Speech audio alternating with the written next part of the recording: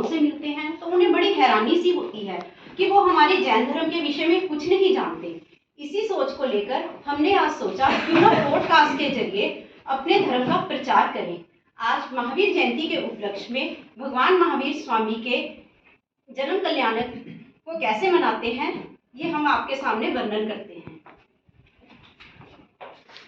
Happy Mahavir Jayanti. Happy Mahavir Jayanti.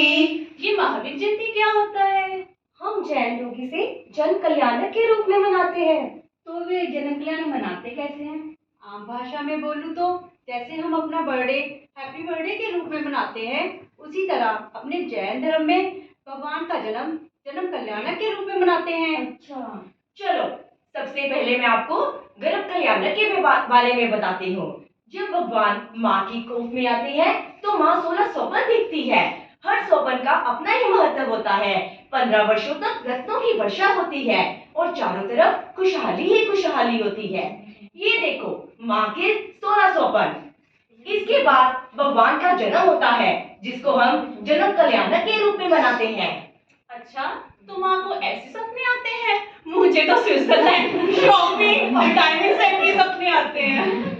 तो वे जन्म कल्याणक मनाते कैसे हैं? जब बालक का जन्म होता है तो स्वधर्म इंद्र धरती पर आते हैं। वो इंद्राणी को बोलते हैं बालक को माता के पास से ले आओ। इंद्राणी एक मायावी बालक को माता के पास सुलाकर उसे ले आती है और उसकी सुंदरता को देखकर दंग रह जाती है। इंद्र तो जानते हो 1008 नेत्र बनाकर उसकी अलौकिक सुंदरता को देखते ही रहते हैं। हाँ, आई नो। मैं भी जब सभ्य सांची को लहंगा देखती हूँ ना, मैं भी देखती रह जाती हूँ। तो आप अपने भगवान का जन्मदिन बर्थडे से नहीं, केक से नहीं मनाते?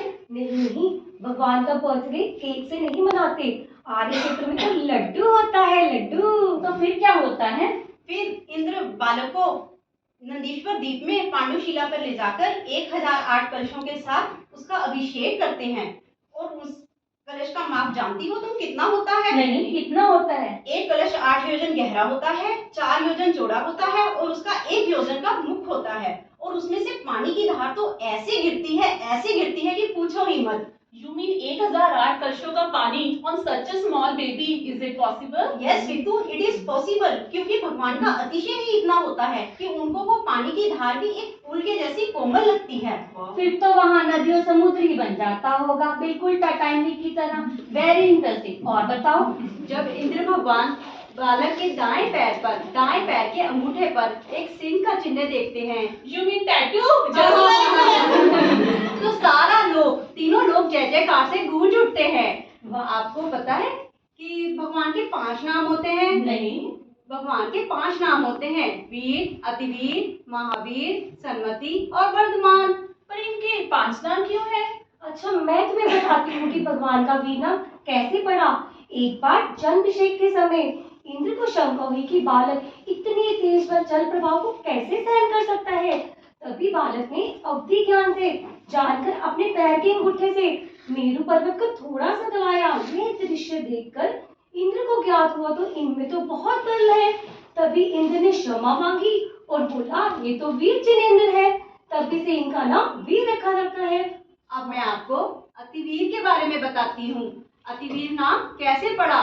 एक पागल हाथी बड़ा उत्पात मचा रहा था, किसी के वश में नहीं आ रहा था। तब उसने महावीर स्वामी को देखा और महावीर स्वामी ने हाथी को देखा। तो उस हाथी महावीर स्वामी की शांत मुद्रा को देखकर एकदम शांत हो गया, तो इसका नाम अतिवीर पड़ा।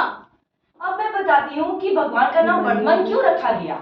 जब भगवान माँ की कोख में आए तो पिता सिद्धार्थ के राज्य में बड़े ही समृद्धि हुई। ये देखकर उनका नाम वर्धमान रख दिया गया। अच्छा नीतू, अब आप बताओ उनका नाम महावीर कैसे पड़ा? मैं बताती हूँ। जब वर्धमान बालक रूप में थे, छोटे थे, वो बच्चों के साथ खेल रहे थे। स्वर्ग से संगम देव ये सब कुछ देख रहा था। उसने देखा ये कैसा बालक है, कैसी इसकी शक्ति है, मैं इसे माप लेता हूँ। तो उसने एक भयानक सर्प का रूप बनाया और बच्चों को डराने लगा। सभी बच्चे डरकर भाग गए, परंतु वर्धमान ने सर्प की धूम पकड़कर उसे अपने वश में कर लिया। तभी संगम देव अपने असली रूप में आ गए और उन्होंने वर्धमान की प्रशंसा की और उन्हें महावीर कहकर संबोधित किया। बोलिए भगवान महावीर स्वामी की जय। स्नेहा, अब आप बताओ भगवान का सन्मति नाम कैसे पड़ा? मैं बताती हूँ कि भगवान का नाम सन्मति क्यों रखा गया।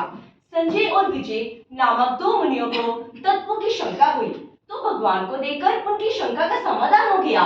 तब से उनका नाम सन्मति रख दिया गया। ओके, ये सब जानकर हमें बहुत अच्छा लगा। ये सब कुछ हम जानते ही नहीं थे। फिर क्या हुआ? वाओ, कितना मजा आ रहा है ना। This is something beyond my imagination. फिर आगे क्या होता है? अब मैं तुम्हें भगवान के कुछ अतिशय के बारे में बताती हूँ। जैसे भगवान के कुछ अतिशय हैं। भगवान का खून का रंग श्वेत होता है, उनका शरीर मलमूत्र रहित होता है, उनका बल अतुल्य होता है और उनको पता है कभी पसीना भी नहीं आता। लाइक रियली, मैं तो अभी से पसीना पसीन हो रही हूँ। फिर आगे क्या होता है? फिर भगवान की शादी होती है। भगवान की शादी होती है। उनकी एक पत्नी थी जिसका नाम यशोदा था और उनकी एक पुत्री थी जिसका नाम प्रियदर्शना था। 28 वर्ष की आयु में उनके माता पिता देवलोक चले गए। फिर 2 वर्ष संसार में रहने के पश्चात उन्होंने दीक्षा ले ली। अरे, ये दीक्षा क्या होती है? ये दीक्षा कौन है? दीक्षा मतलब घर बार को त्याग देना और सारी सुख सुविधा मोह माया को त्याग कर मुनि बन जाना, इसे कहते हैं दीक्षा। तो क्या आपके जैन मुनि लंच भी करते हैं? नहीं नहीं, जैन मुनि लंच नहीं, आहार करते हैं। वो घर घर जाकर भिक्षा मांगते हैं और उसी से अपनी गोचरी करते हैं। फिर आगे क्या होता है? क्या सभी भगवान ऐसे ही मोक्ष चले जाते हैं? नहीं नहीं, अब ये मुनि 4 अघाती कर्मों को क्षय करके मोक्ष चले जाते हैं। तो भगवान ने कोई मैसेजेस भी दिए होंगे, जैसे हमारे मोबाइल पे व्हाट्सएप, इंस्टा, फेसबुक पे मैसेजेस आते हैं। तो क्या आपके भगवान ने कोई संदेश नहीं दिया? हाँ, हमारे भगवान ने तो बहुत सारे संदेश दिए हैं।